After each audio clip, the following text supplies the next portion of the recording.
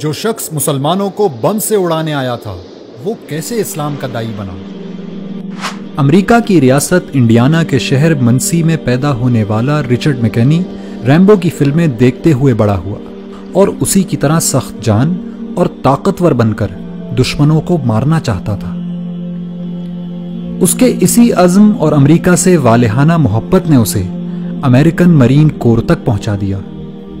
Richard ایک مضبوط جسم کا مالک تھا اور پیشہ ورانہ عسکری مہارت کی وجہ سے ترقی کرتے ہوئے سارجنٹ بن گیا۔ اس نے امریکی فوج کی طرف سے کئی جنگوں میں شرکت کی۔ رچرڈ اس انتہائی خصوصی چھاپا بردار گروہ کا بھی حصہ تھا جسے بوسنیا کے قاتل ملوسیوچ کو زندہ پکڑنے کے لیے بھیجا گیا تھا۔ تمام بڑی بڑی جنگوں میں شرکت کرنے کی وجہ سے اس میں سخت دلی اور بالخصوص مسلمانوں سے شدید نفرت پیدا ہو چکی تھی۔ یہ نفرت اتنی بڑی کہ ایک دفعہ جوتے کی دکان میں اس نے 2 برقع پوش خواتین کو دیکھا تو ان کی گردنیں توڑنے کا ارادہ کر لیا تھا۔ اسی شدید نفرت کے سبب اس نے منسی میں مسلمانوں کی مسجد میں جمعے کے دن دھماکہ کرنے کا منصوبہ بنایا۔ اس کا منصوبہ تھا کہ وہ سینکڑوں مسلمانوں کو بم سے اڑا کر اپنی گاڑی میں بیٹھے ان کے چیتھڑے اڑتے دیکھے گا، لیکن قدرت کو کچھ اور ہی منظور تھا۔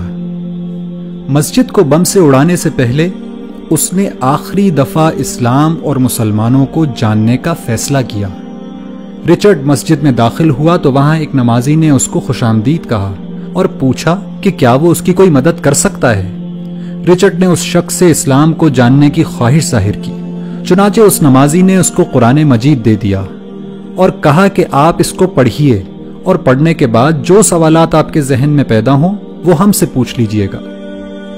چنانچہ رچرڈ قرآن پڑھتا گیا اور مسجد جا جا کر سوال کرتا رہا، یہاں تک کہ 2 مہینے بعد دنیا نے قرآن کا یہ معجزہ بھی دیکھا کہ وہی شخص جو کل مسجد کو بم سے اڑانے کی تیاری کر رہا تھا آج وہیں کلمہ شہادت پڑھ رہا ہے۔